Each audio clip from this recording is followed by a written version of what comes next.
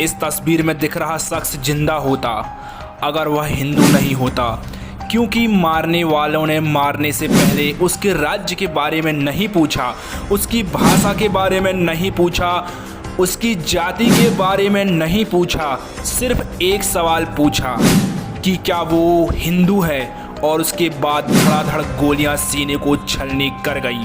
कोई दया नहीं, कोई रहम नहीं, सिर्फ एक सवाल था कि क्या तू हिंदू है, और जब जवाब मिला तो मौत का फैसला।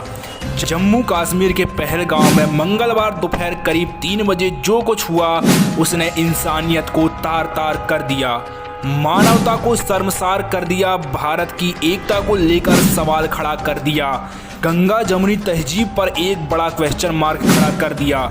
कश्मीर में 26 लोगों की मौत की पुष्टि की गई है और ये आंकड़ा और भी बढ़ सकता है, लेकिन ये 26 लोगों की मौत किस तरह हुई है अगर यह आप जानेंगे तो यकीन मानिए आपकी रूह कांप जाएगी, इंसानियत से आपका विश्वास उठ जाएगा। गोली चलाने वाले टूरिस्टों के पास जाते हैं और उनसे कहते हैं कि अपनी पैंट खोलिए।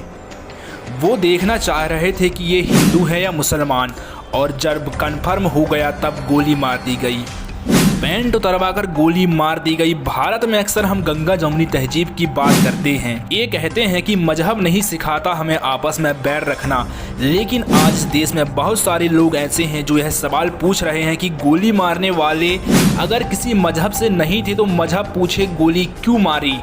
और बड़ा अफसोस हो रहा है हमें आज यह सवाल कहते हुए, क्योंकि जो यह सवाल पूछ रहे हैं उनकी बात को भी हम पूरी तरह नकार नहीं पा रहे हैं। चंद रोज पहले हम कश्मीर के अंदर थे और हजारों लोगों से मिल रहे थे, बेशुमार मोहब्बत हमें भी मिल रही थी, लेकिन उसी कश्मीर में वो लोग भी हैं जो मजहब, जो धर्म देखकर लोगों को कत्ल कर रहे हैं।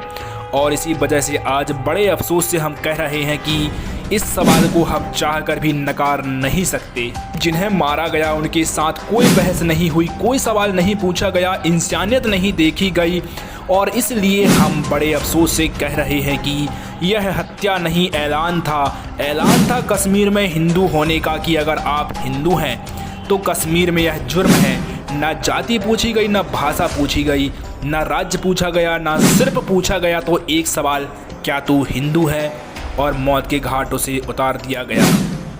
आप टारगेटेड किलिंग से आगे बढ़ाकर सुनियोजित नरसंहार की संज्ञा दे सकते हैं। मंजूनाथ राव, कर्नाटक का एक परिवार जो यहाँ पहुँचा था, उसमें मंजूनाथ राव जो हैं वह अपनी पत्नी पल्लवी और बेटे के साथ कश्मीर देखने पहुँचे थे। हम सबकी नज़र में कश्मीर भारत का ताज है। कश्मीर वो स्थान है जो दुनिया में जन्नत की निगाहों से देखा जाता है, और शायद यह परिवार भी जन्नत देखने पहुँचा था, मगर इसे एहसास नहीं था कि हिंदू होकर जन्नत देखने जाना उसकी ज़िंदगी पर भारी पड़ सकता है। आतंकवादी पहुंचे, उससे नाम पूछा, पता लगा हिंदू है, अगले पल उसकी छाती पर गोलियां मार दी। उसकी पत्नी और बेटे की आंखों के सामने उसे गोलियां मार दी गईं।